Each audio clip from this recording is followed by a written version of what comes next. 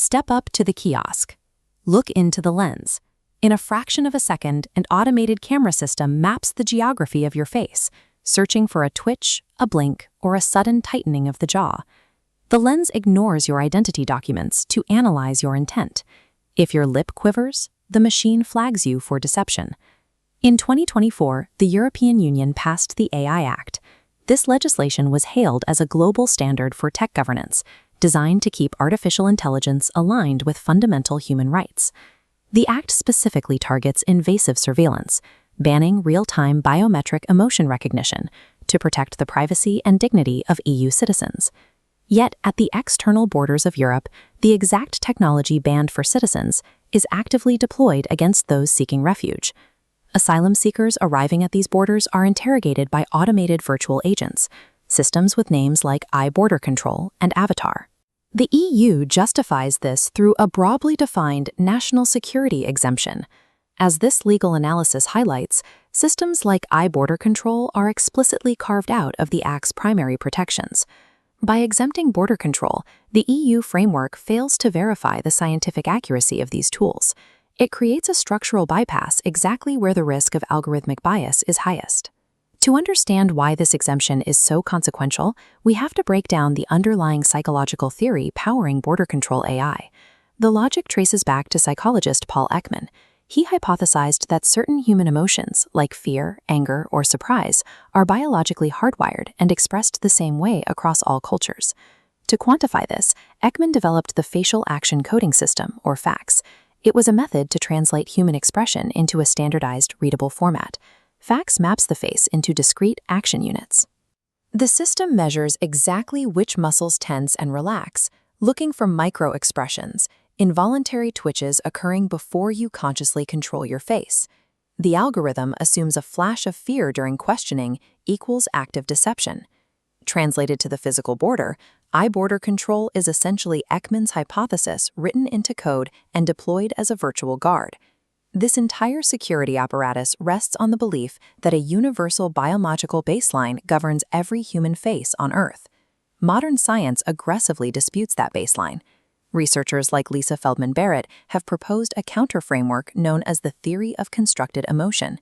Constructivism argues that emotions are not pre-programmed reflexes. Instead, your brain constructs them predictively in real time, heavily influenced by cultural and social context. This brings in the concept of display rules.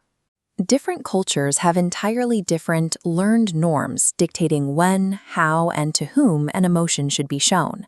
Due to display rules, identical facial movements mean different things.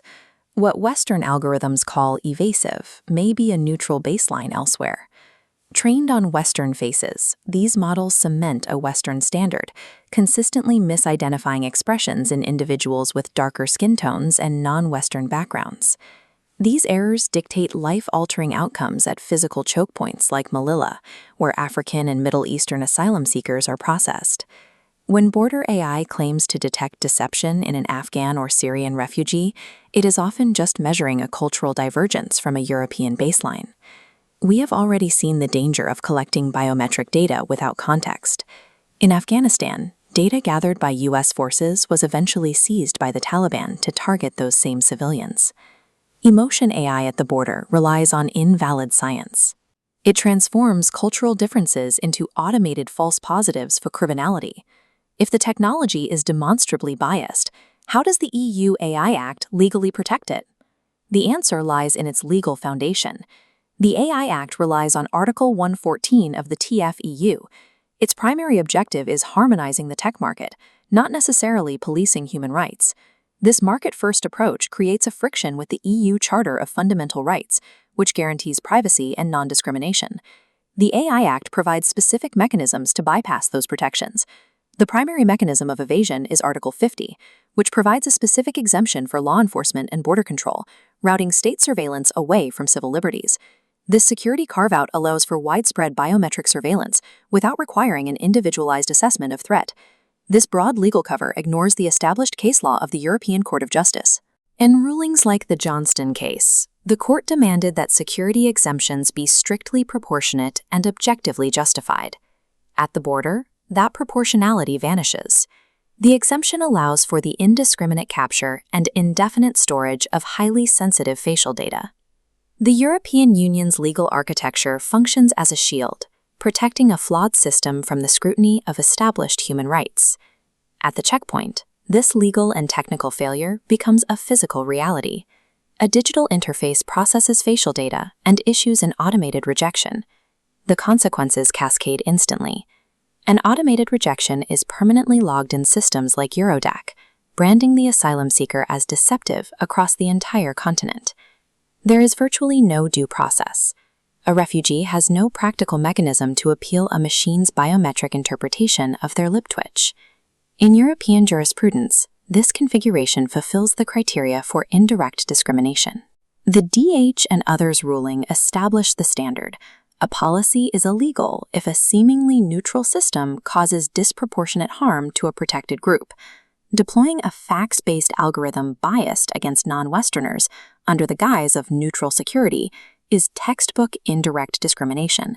This reality serves as a direct indictment of the European Union's ethical posturing on the global stage. While the AI Act succeeds at harmonizing the tech market for its citizens, it abandons human dignity at its physical perimeter. The EU AI Act functions as a legalized framework for digital exclusion, leaving human dignity behind at the perimeter.